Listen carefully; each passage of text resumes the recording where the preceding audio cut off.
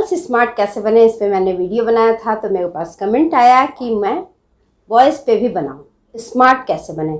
सही बात है, आज के समय में ना स्मार्ट होना बहुत ही ज़रूरी है। अगर आप सच में स्मार्ट बनना चाहते हैं तो सबसे पहले तो स्मार्ट को समझिए। स्मार्टनेस है क्या? स्मार्टनेस आपकी पूरी पर्सनालिटी को देख के बताया जाता है। केवल लुक को देखकर स्मार्ट आप नहीं बन सकते।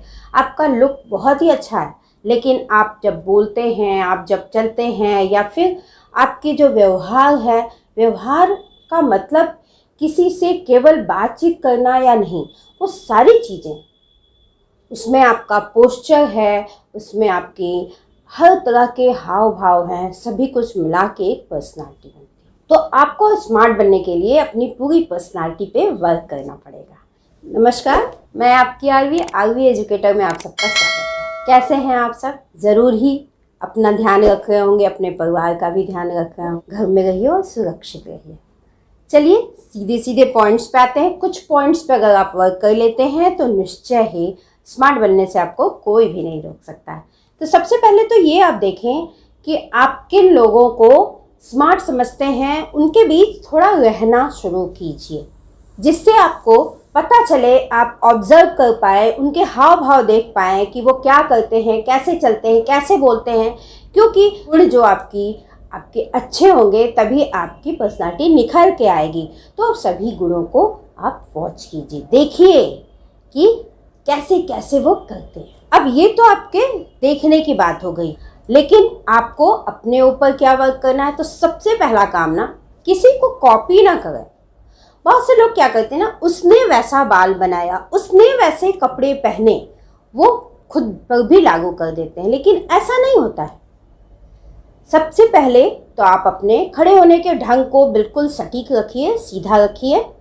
चलने में आपके एक ऐसा ना हो कि बहुत तेज या बहुत धीमे चले, मजबूत कदम के साथ चले, आराम से पैर जमा जमा कर चले, लेकिन सीधा रहे।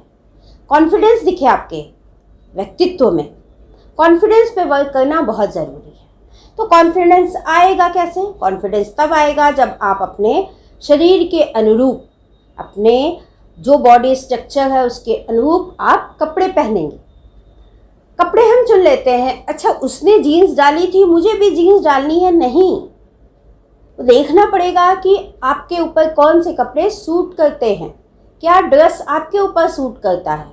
कपड़ों की समझ थोड़ी आपको करनी पड़ेगी। अगर नहीं समझ में आता तो आप दूसरों से पूछ सकते हैं कि क्या यह मुझ पर अच्छा लग रहा है। आपने कहावत सुनी होगी कि आप रूप भोजन पर रूप श्रृंगार।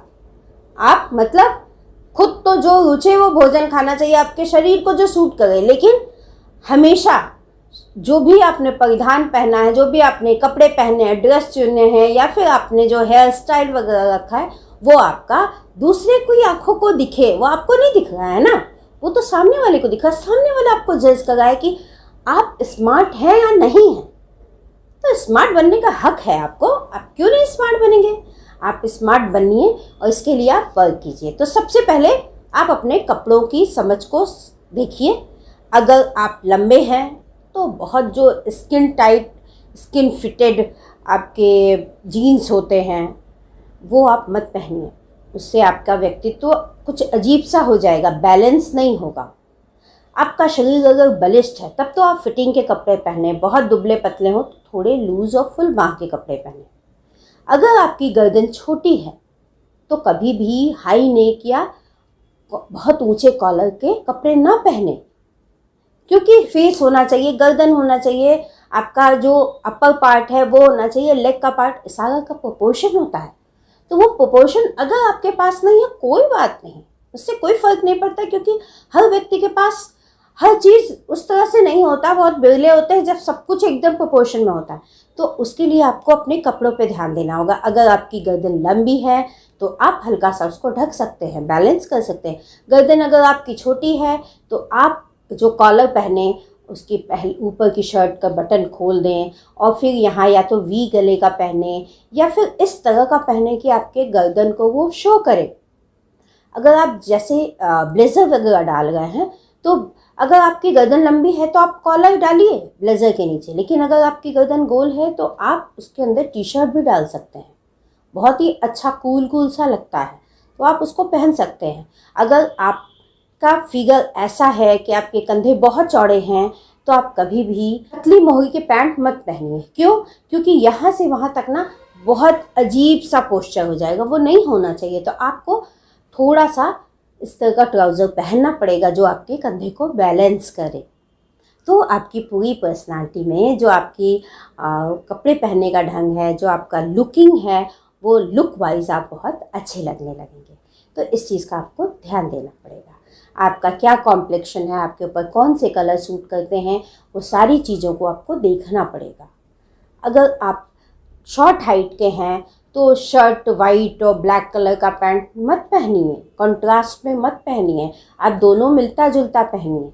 आपने ठीक है, अगर नीचे आपको पहनना है ब्लैक कलर का पैंट तो आप ग्रे कलर की शर्ट पहन लीजिए, या ब्लू कलर का पैंट पहनना है तो स्काई ब्लू पहन लीजिए।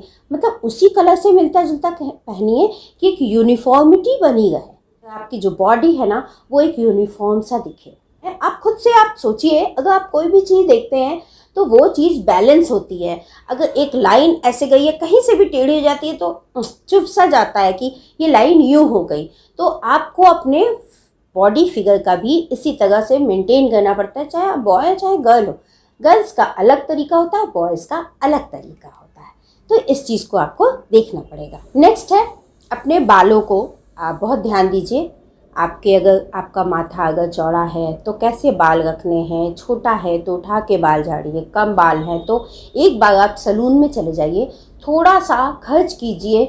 वो उनकी पढ़ाई पढ़े होते हैं तो वो बता देते हैं कि आपका फेस ऐसा है, आपका माथा ऐसा है तो आपके ऊपर ये सूट करेगा। ऐसा मत कीजिए कि उसने लंबे बाल रखे मैं भी लंबे बाल रखूँगा, उसने शॉर्ट हेयर रखे तो मैं भी शॉर्ट हेयर रखूँगा। नहीं, जो आपको सूट करे, आपके फेस कटिंग को सूट करे, जो आपके माथे के आकार को सूट करे, वो आप कटिंग अपने बालों को कराइए। निश्चित ही वो बता देंगे, एक बार आप उनसे कटवा लीजिए, थोड़ा सा इन्वेस्ट कीजिए और उसके बाद से आप अपने आसपास के सैलून से उसी स्टाइल को, वो स्टाइल बिगड़ने से पहले आप मेंटेन करा लीजिए। थर्ड थिंग है, आपको अपने स्किन का ध्यान रखना पड़ेगा।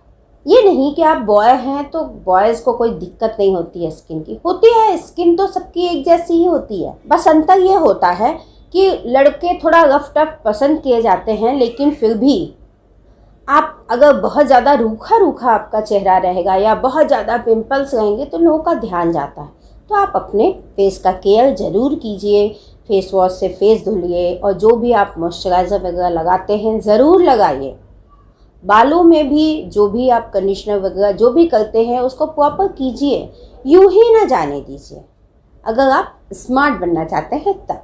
ये तो हो गया कि आपने अपने बॉडी पे वर्क किया, अपने कपड़ों पे, अपने बालों पे, अपने स्किन पे इस पर वर्क किया। नेक्स्ट आता है कि आप अंदर से हमेशा खुश रहें। देखिए, जो दुखी दुखी इंसान होता है ना, वो कितना भी अच्छा लगे वो लोगों को स्मार्ट नहीं रख पाता है। इसलिए हमेशा खुश रहें। बोलते समय हमेशा अपनी वाणी पे, अपने बोलने पे हमेशा कंट्रोल रखें। गाली गलौज करना या फिर अभद्र भाषा का प्रयोग करना स्मार्टनेस में नहीं आता है।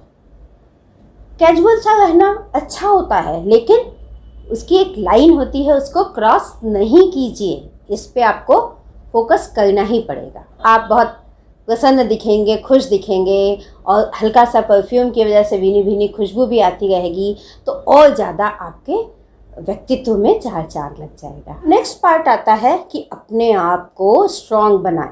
स्मार्ट के साथ स्ट्रॉन्गनेस अगर नहीं होती है तो वो पूरी तरह से स्मार्ट नहीं हो पाता है। तो स्ट्रॉन्ग कैसे बने?